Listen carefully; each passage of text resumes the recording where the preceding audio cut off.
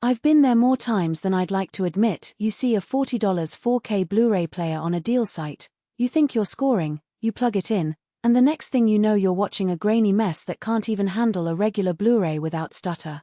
The disappointment is almost immediate, and you end up returning it or living with a subpar experience for months.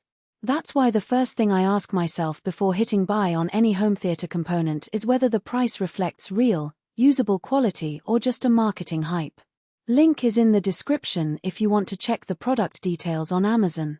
The Sony UBP X1100ES sits at a price point that's definitely higher than the bargain bins, but it also promises a lot more than just another Blu-ray player. It's marketed as a 4K UHD streaming and disc player with HDR, Dolby Vision, and a host of connectivity options. Those are the kind of features that matter when you're trying to build a home theater that feels like a cinema, not just a TV with a DVD player stuck on a shelf. First off, the biggest draw for many buyers is the 4K upscaling. If your collection is mostly 1080p Blu-ray discs, you'll want to know whether the player actually makes a visual difference. In real-world testing, the X1100ES does a respectable job.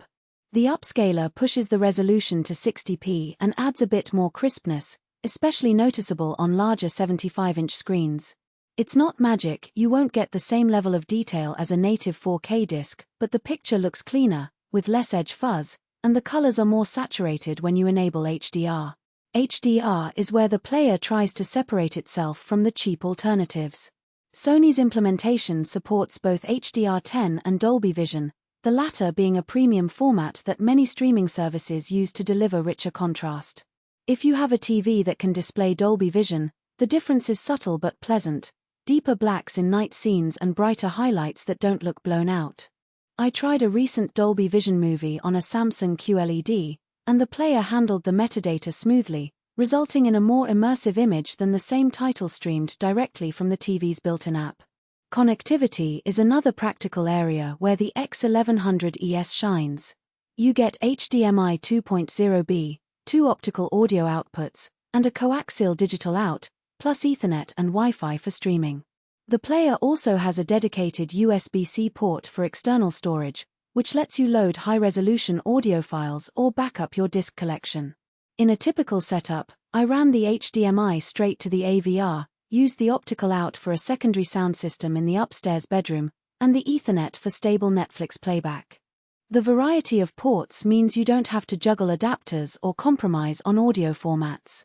Speaking of audio, the anti-vibration construction is something you rarely hear about in marketing copy but matters when you're sitting close to a floor-standing speaker. The chassis has rubberized feet and internal dampening that reduce the amount of mechanical noise transmitted to the speakers.